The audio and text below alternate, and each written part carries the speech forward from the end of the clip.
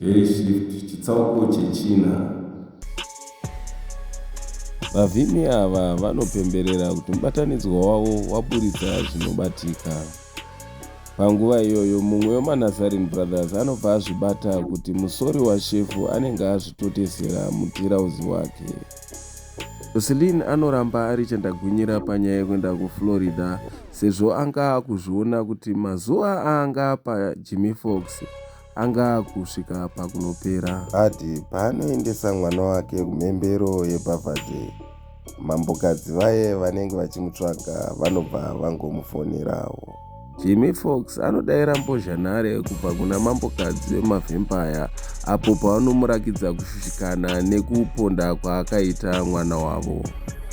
Nguva iyoyo vanovimbisa Jimmy Fox kuti vachamudzorerawo marwadzo akafanana neyaakavapa. Uye nyaya yake ndiyo inonzi mazvokuda mavanga enyora.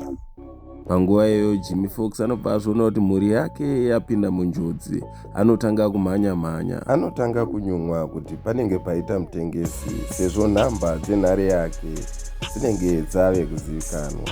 Anobva angozvionawo kuti paanga ari panga patonyangara sezvo mhandu dzanga dzadyarwa paari.